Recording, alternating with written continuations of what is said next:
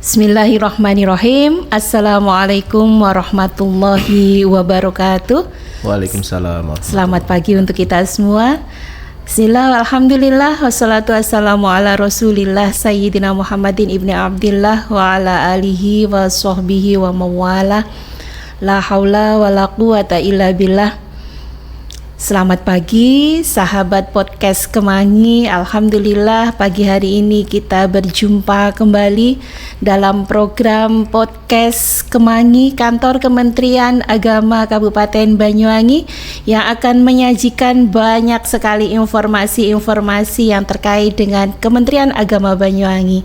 Dan hari ini telah hadir di tengah-tengah kita Bapak Haji Mikoyanto, Bapak Haji Andi Mikoyanto.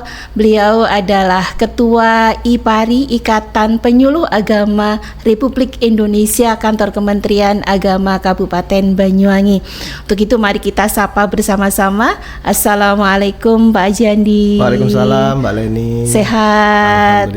Alhamdulillah. Semoga lancar dari Rogo Jampi ke Banyuwangi tadi perjalanannya lancar nggih? Alhamdulillah lancar. Demikian juga semoga aktivitas kita pada pagi hari ini senantiasa diberi kemudahan oleh Allah, diberikan hidayah dan kemanfaatan untuk kita semua. Baik, sahabat podcast Kemangi, kita akan berbincang banyak dengan Pak Haji Andi. Kita kepingin tahu sejauh mana dan bagaimana tentang IPARI gitu ya. Nggih, Pak Haji. Kita baru dengar istilah IPARI. Kayaknya IPARI ini baru lahir ya. Baru lahir. Jadi banyak mungkin dari sahabat-sahabat podcast Kemangi ingin tahu apa sih itu IPARI? IPARI itu apa sih? Apa ya? Jadi mungkin Pak Haji Andi selaku Ketua IPARI bisa menjelaskan panjang lebar kali kelilingnya nanti ya terkait dengan IPARI. Monggo silakan Pak. Baik. Bismillahirrahmanirrahim. Terima kasih Mbak Leni. Assalamualaikum warahmatullahi wabarakatuh. Waalaikumsalam. Selamat pagi, salam sejahtera untuk kita semua. Sahabat podcast Kemangi yang berbahagia. Alhamdulillah. Alhamdulillahilladzi wa kafa. Assalatu wassalamu ala sayyidina Muhammadinil Mustafa wa ala alihi wa sahbihi alisiddiqi wal wafa. Subhanaka la ilma lana illa ma 'allamtana innaka antas samiul alim wa tub 'alaina innaka antat tawwabur rahim. Rabbi shrah li sadri wa yassir li amri wahlul 'uqdatam min lisani yafqahu qawli, amma ba'd. Sahabat podcast Kemangi yang berbahagia, saya terima kasih sekali hari ini bisa hadir di podcast ini didampingi oleh host kita yang sangat luar biasa, Mbak Leni Inayatur Rahmah. Dan hari ini memang kita mau bincang-bincang tentang IPARI ya Mbak ya. Tadi host nanya IPARI itu apa sih? Gitu. IPARI itu opo iwak pari ta? Iwak P. Iya, banyak guyonan-guyonan dari teman-teman itu karena kan sebelumnya ada organisasi yang lahir profesi itu APRI gitu. APRI itu kan Asosiasi Penghulu Republik Indonesia. Kemudian muncul yang selanjutnya IPARI gitu. IPARI kok IPARI yo? IPARI ku apa nih Wak Pari gitu. Jadi begini Mbak Leni dan sahabat podcast Kemangi sekalian, IPARI itu kepanjangannya adalah Ikatan Penyuluh Agama Republik Indonesia. Jadi sekali lagi IPARI itu bukan nama-nama singkatan atau nama ikan ya, tapi kependekan dari Ikatan Penyuluh Agama Republik Indonesia. Nah, IPARI itu apa sih? IPARI itu adalah wadah. IPARI itu organisasi profesi yang telah diamanatkan oleh Kemenpan RB waktu itu tahun 2021, nomornya nomor 9 ya. Di sana itu disebutkan bahwa jabatan fungsional itu harus memiliki satu organisasi profesi. Sama seperti teman-teman senior kita di Penghulu, itu dia punya APRI, Asosiasi Penghulu Republik Indonesia. Nah, IPARI dengan amanah Kemenpan RB nomor 9 2021 ini yang isinya itu pasal 54 ya, disebut bahwa penyuluh agama harus memiliki satu organisasi profesi. Di ayat keduanya juga menyebutkan bahwa setiap penyuluh agama itu wajib menjadi anggota dari organisasi profesi penyuluh agama. Setiap penyuluh agama. Kenapa disebut penyuluh agama? Karena memang IPARI ini tidak hanya milik satu agama, jadi milik semua agama. Jadi kalau kita ada 6 agama, berarti penyuluh agama Islam, penyuluh agama Kristen, Katolik, kemudian Hindu, Buddha, Konghucu, itu menjadi bagian dan menjadi anggota dari organisasi profesi Ikatan Penyuluh Agama Republik Indonesia. Bagaimana dengan kepercayaan? Nah, sementara ini penyuluh yang kita punya kan sesuai dengan agamanya. Tidak ada penyuluh yang dari kepercayaan, aliran. Jadi kita hanya mengorganisir sebagaimana amanah Kemenpan RB itu yang memang menjadi bagian dari penyuluh agama saja. Ini diperkuat juga dengan Permenpan RB nomor 1 tahun 2023 di bab 11-nya pasal 1 yang menyatakan bahwa penyuluh agama itu wajib memiliki organisasi dan menjadi anggota dari profesi penyuluh agama. Jadi ini juga sebagai informasi dari kawan-kawan penyuluh ya, baik itu PNS, kemudian P3K yang ASN, juga penyuluh agama yang non ASN, Mbak. Jadi kita kan se-Indonesia itu punya penyuluh itu sebanyak 50.000. Bayangkan. Itu seluruh agama. Kalau seluruh agama ada 100.000 kurang lebih. Kata Pak Dir kemarin itu. Jadi total penyuluh agama itu 100.000 dan yang terbesar memang di agama Islam. Itu ada 50.000. Bayangkan, padahal untuk ASN Kementerian Agama itu se-Indonesia ada 500.000. Betapa penyuluh ini memang menjadi sebuah kekuatan yang sangat luar biasa ya, sebagai garda terdepan dan corong Kementerian Agama jika ini memang bisa efektif ya, bisa melakukan hal-hal yang memang sesuai dengan arah kebijakan Kementerian Agama. Jadi begitu. Jadi teman-teman yang penyuluh baik itu muslim atau non muslim, sekali lagi memang harus menjadi anggota dari Ikatan Penyuluh Agama Republik Indonesia. Gitu, tidak terkecuali ya, baik tanpa itu terkecuali. Yang PNS, yang P3K, betul, maupun yang non PNS. Baik, ketika hadir IPARI yang kemudian menjadi sebuah organisasi profesi, ini menjadi sebuah kabar baik. Dan kabar gembira bagi teman-teman penyuluh gitu ya. Jadi ketika ada permasalahan terkait dengan profesi dari penyuluh, itu berarti kita bisa berkeluh kesah kepada IPARI. Ada wadah tersendiri untuk ke sana. Baik, Pak Haji. Terus ini kan kita baru lahir gitu ya. Kan masih banyak yang belum paham kenapa sih kok ada IPARI. Kemarin ada FKPAI, ada Pokjaluh, mungkin dari agama-agama lain juga punya forum kelompok-kelompok. Nah, kemana mereka? FKPAI, Pokjaluh dan lain sebagainya. Terus apa saja yang kemudian melatar belakangi hadirnya IPARI di Indonesia? Terima kasih Mbak Leni. Jadi penyuluh agama ini kan bukan satu profesi yang baru lahir. Jadi menurut sejarah ini yang saya tahu sejak tahun 80-an sudah ada penyuluh agama. Ini luar biasa. Namanya dulu adalah, saya pernah baca di arsip SK itu, guru agama honorer. Guru agama honorer, tapi bukan menjadi guru formal di sekolah ya? Karena waktu itu memang yang terekrut itu ada pemuka-pemuka agama, guru-guru agama gitu Mbak. Kemudian di SK-kan dan namanya waktu itu memang guru agama honorer. Dan belum ada wadah yang menaungi beliau-beliau itu sampai itu, dan insentifnya waktu itu Mbak Leni juga mungkin masih ingat saya baru, aja tahun berapa itu? Saya 98 menerima 40.000 per bulan. Berarti tahun 80 kurang dari itu. Masya Allah. Dan beliau-beliau ini memang tokoh-tokoh agama yang direkrut Kementerian Agama untuk memberikan bimbingan penyuluhan dengan bahasa agama dan pembangunan. Jadi supaya mendeliver program-program Kementerian Agama ke masyarakat. Nah, saya pernah dengar pembinaan dari Pak Direktur itu, Mbak. Jadi kenapa IPARI ini penting? Organisasi ini kenapa dibutuhkan? Karena supaya penyuluh kita itu lebih terkonsolidasi.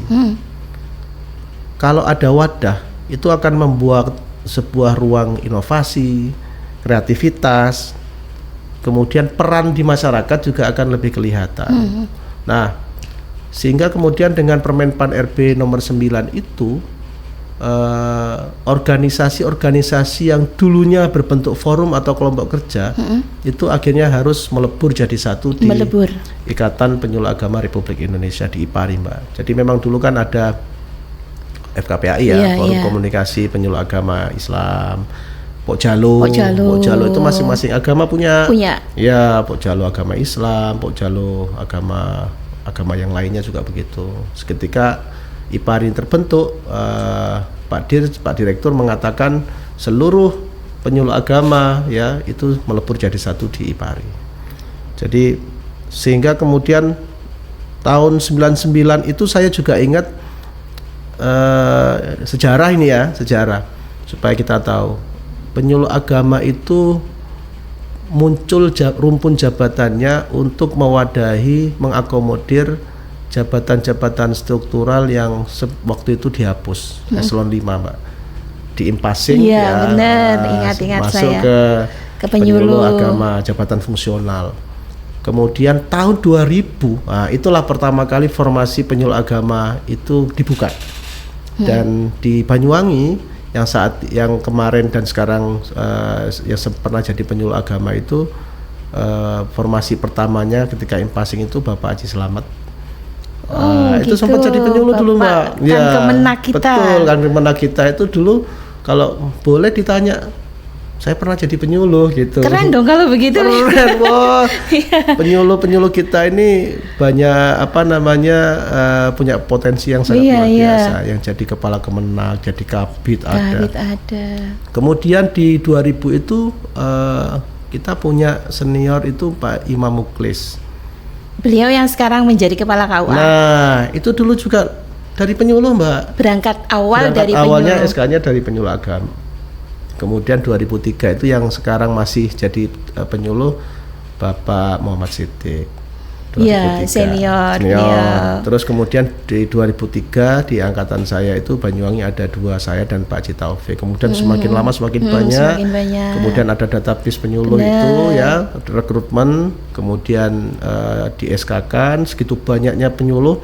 Kemudian yang non PNS tetap dipertahankan sehingga jumlahnya sekarang itu data yang di saya itu ya, Mbak, untuk di Banyuwangi itu ada sekitar 230-an itu terdiri dari penyuluh agama Islam PNS kita itu yang PNS ASN yang PNS dan P3K itu ada sekitar 196 197.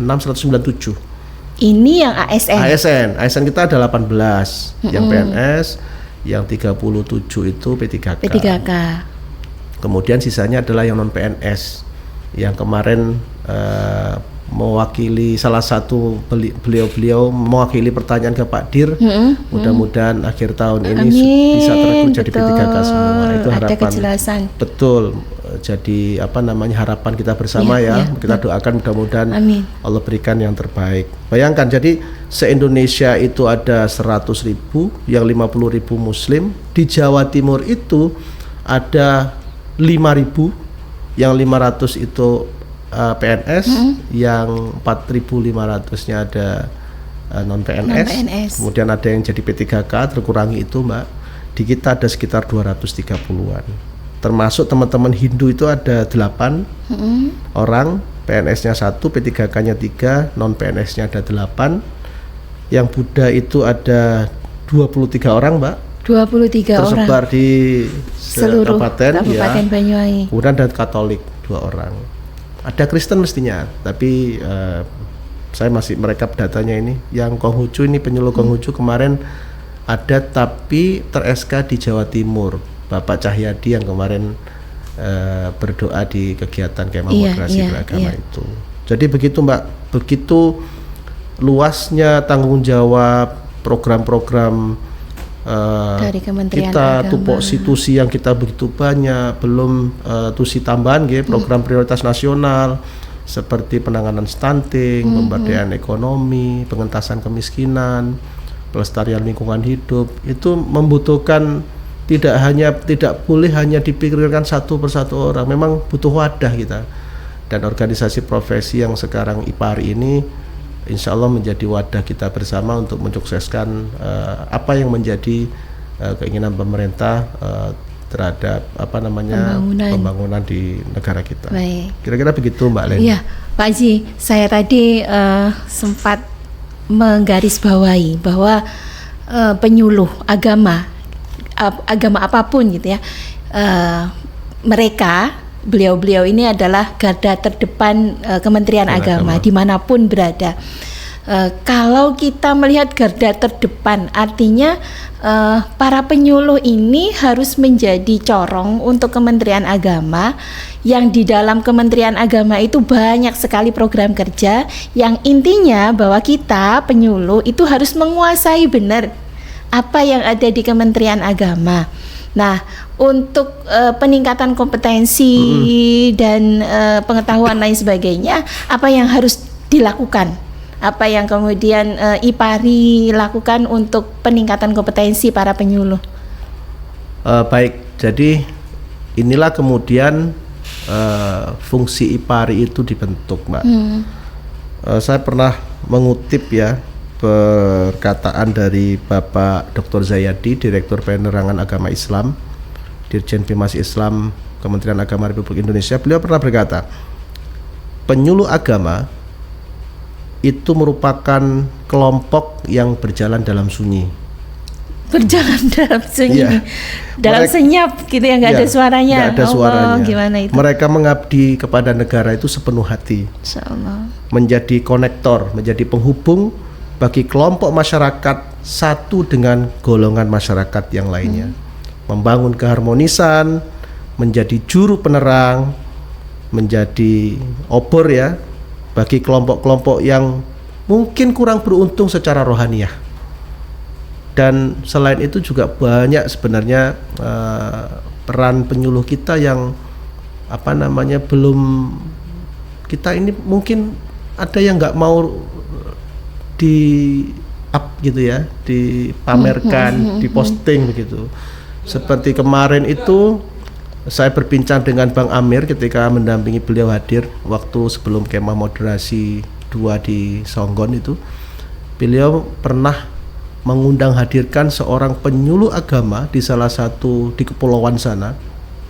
Kenapa dia diundang untuk bertemu Menteri Agama? Karena beliau ini ya mungkin satu-satunya penyuluh agama honorer mewakafkan tanah dan bangunannya untuk diberikan kepada negara untuk menjadi kantor urusan agama.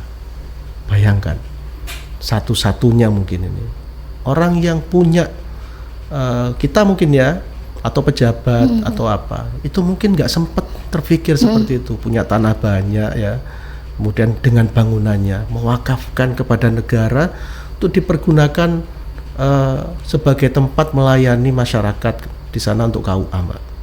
Penyuluh, Mbak. Itu sehingga dari Direktorat Penerangan Agama Islam ingin memberikan apresiasi, meskipun walau hanya ketemu Gusmen, foto kata Bang Amir itu merupakan sebuah kebanggaan bagi dia gitu. Dan itu apresiasi dari Kemenak untuk penyuluh kita. Dan itu masih banyak cerita-cerita yang lainnya penyuluh-penyuluh kita, belum yang medannya yang 3T ya, terluar itu ya, yang luar biasa. Kita makanya bersyukur nih di sini di Banyuwangi ini masih bisa terjangkau lah. Masih bisa terjangkau. Ada teman kita yang harus naik perahu. Jadi luar biasa perjuangan dari penyuluh kita ini, Mbak Leni, sehingga fungsi yang lain itu juga IPARI ini fungsi untuk informatif. Jadi menginformasikan kepada penyuluh atau anggotanya kebijakan-kebijakan dari pemerintah, dalam hal ini Kementerian Agama, dari instansi pembina, seumpama dari atas atau Pak Kepala ada kebijakan ini, IPARI bertugas untuk menyampaikan. Kemudian mengkoordinasikan, fungsi koordinatif itu terkait dengan pelaksanaan program-program yang sudah kita rencanakan. Kita kan kemarin juga baru terbentuk ya Mbak. Kalau yang pusat kemarin Harlah sekitar 30 Mei kemarin itu kita adakan kampanye zero plastik ya, masih ingat ya? Masih. Di Pasar Rogojabi dan Pasar Genteng sambil bagi-bagi tas ramah lingkungan itu. Untuk yang kita Banyuwangi kemarin itu juga baru akhir saja, sekitar bulan apa kemarin kita ya, Maret, kemudian dikukuhkan itu Mbak ya, Maret April itu ya. Iya, pas Ramadan. Pas Ramadan itu musdahnya gitu kan, musdahnya. Gitu.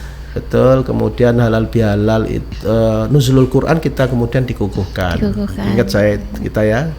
Kemudian juga ada fungsi aspiratif, supaya penyuluh-penyuluh kita yang di bawah itu ketika ada problem, baik terkait dengan bimbingan tugasnya, atau masalah-masalah yang lain terkait masalah apapun ya, itu kalau ada problem semacam itu bisa disampaikan kepada IPARI dan IPARI akan melakukan advokasi. Jadi aspirasi mereka kita akan sampaikan kepada pimpinan kalau itu memang terkait dengan kebijakan, terkait dengan apapun. Kemudian edukatif, fungsi edukatif ini kita punya program-program pelatihan, pendidikan, peningkatan kompetensi Mbak, BIMTEK. Yang itu yang diharapkan oleh para penyuluh. Yang diharapkan kepada para penyuluh. Jadi jangan kita menggarap yang di luar yang begitu wah ya, tetapi penyuluh kita dilupakan. Iya, gitu. SDM-nya harus kita tingkatkan karena tantangan penyuluh ini saat ini sangat luar biasa dengan beban tanggung jawab yang juga semakin banyak ya Mbak ya. Kita ini kan harus bisa, katanya jenengan tadi itu semuanya harus dikuasai. Ya, semuanya ya, kita harus tahu tentang haji, kita harus tahu tentang pendidikan Penma, mungkin yang memang sebetulnya bukan ranah kita yang di sana, tapi karena kita ini adalah penyuluh, garda terdepan, corongnya Kementerian Agama, mau tidak mau kita harus menguasai itu ya Pak ya. Makanya kan penyuluh itu saya masih ingat ya, memang harus banyak baca dan melihat berita informasi Mbak. Harus update Mbak. Penyuluh yang tidak atau gaptek ya, atau tidak update informasi, dia akan tertinggal. Jangan sampai kemudian masyarakat ini lebih tahu dari kita gitu. Betul. Mereka itu nanya haji gitu ya, sebenarnya mereka tahu jawabannya, kita yang tidak tahu informasi apa-apa malah ketinggalan.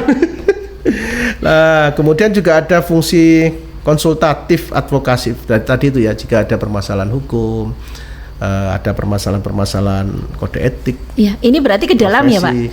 Ke dalam ya, nggak keluar ya? Betul. Jadi kita IPARI akan mengadvokasi, memberikan pendampingan kepada yang bersangkutan.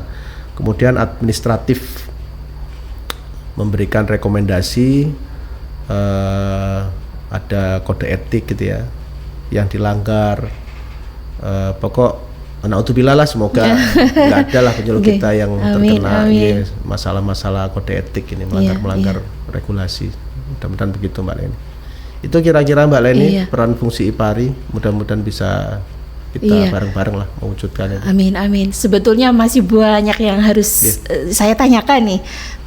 Salah satunya mungkin terkait moderasi. Oh iya. Iya, moderasi kita itu kan saya bisa menarik kesimpulan bahwa kenapa terbentuknya IPARI, betul.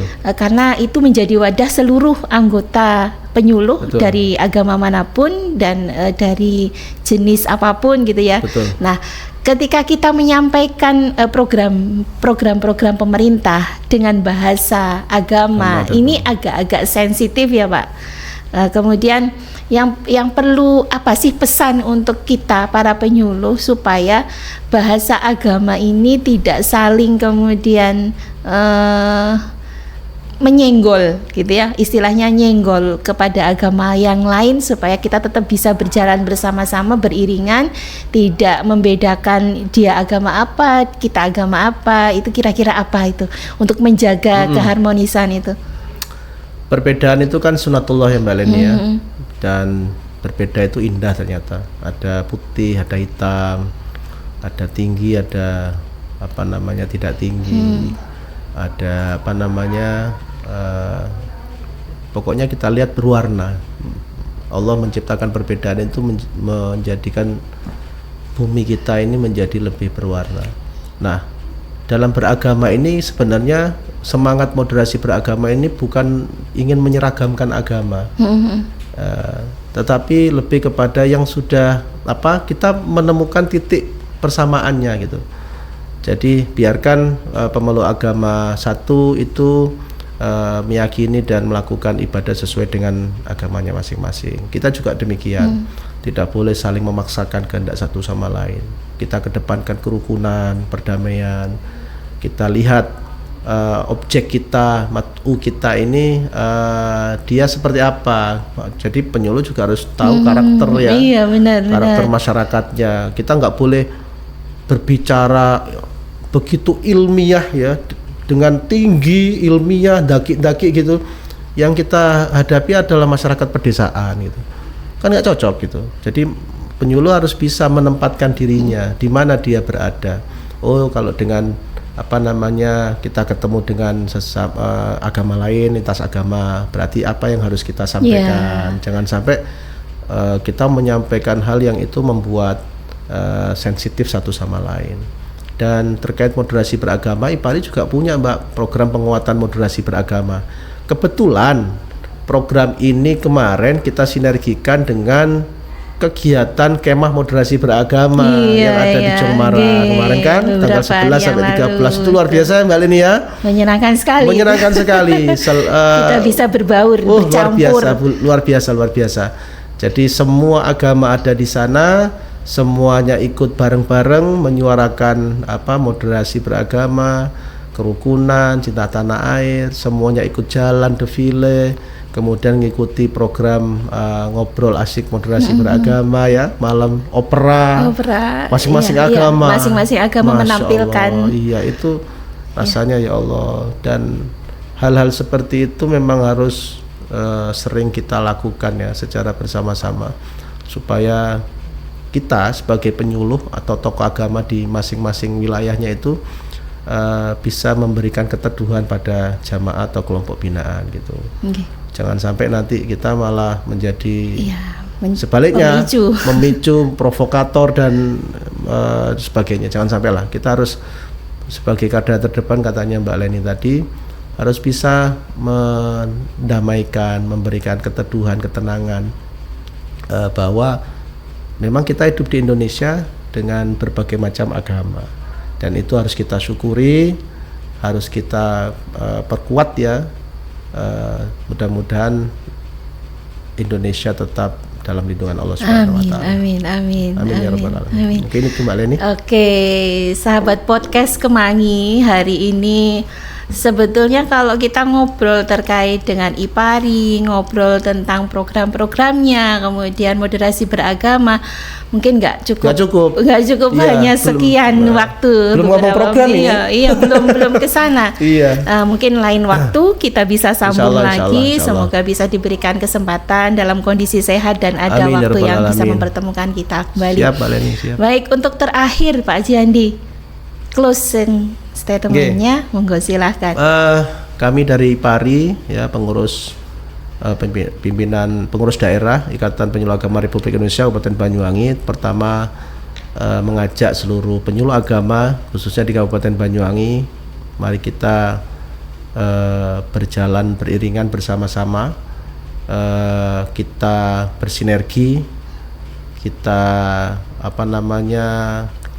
perkuat kerjasama gitu ya. Insya Allah dengan bersama-sama tujuan akan lebih mudah dicapai. Amin, insya Allah. Jadi jauhkan perbedaan, kita satukan tujuan kita bersama-sama di mana kita penyuluh agama ini sudah punya garis-garis besar ya, tupoksi kita ini sudah jelas, dan mari kita sukseskan itu dengan bahasa agama dan pembangunan. Dan ke depan semakin tantangannya akan semakin banyak untuk kita penyuluh agama. Maka teman-teman sekalian, mari kita tetap update informasi, update teknologi juga. Jangan kalah dengan generasi sekarang gitu ya. Terus berdakwah juga sekarang tidak hanya secara offline ya, tapi juga sebuah sekarang ini keharusan kita untuk juga dakwah secara online. Bayangkan jika 50.000 penyuluh se-Indonesia berdakwah secara online, maka YouTube, media sosial, semuanya akan dipenuhi dengan ruang-ruang dakwah yang positif dari penyuluh agama kita, Mbak Leni gitu. Makanya kemarin hal pertama yang kita bentuk segera di IPARI itu adalah kru media IPARI. Itu dalam rangka kita mengisi ruang-ruang di media sosial di dunia maya supaya pemberitaan-pemberitaan itu bisa sesuai dengan yang seharusnya gitu ya. Kita menangkal hoax ya, kita memberikan pemberitaan-pemberitaan yang positif yang sesuai dengan harapan agama dan pemerintah kita. Mungkin itu dari saya kurang lebihnya mohon maaf. Mudah-mudahan ada manfaatnya. Jika ada kurangnya, saya secara pribadi mohon maaf yang sebesar-besarnya. Ihdinas shiratal mustaqim. Wallahul muwaffiq ila aqwamit thoriq. Wassalamualaikum warahmatullahi wabarakatuh. Waalaikumsalam warahmatullahi wabarakatuh. Demikian tadi para sahabat podcast Kemangi, penjelasan yang luar biasa, dan pesan kami untuk para teman-teman penyuluh, sahabat-sahabat semua, tetap semangat, senantiasa merapatkan barisan, bergandengan tangan untuk bersama-sama mengawal negara kita dalam kondisi baik-baik saja dan damai selamanya. Amin, amin. Terima kasih, sampai jumpa pada kesempatan yang lain yang lebih menyenangkan dan lebih pembahasan yang lebih menarik lagi. Kami Leni Inayatur Rahmah undur diri, sampai jumpa pada kesempatan berikutnya. Terima kasih. Assalamualaikum warahmatullahi wabarakatuh.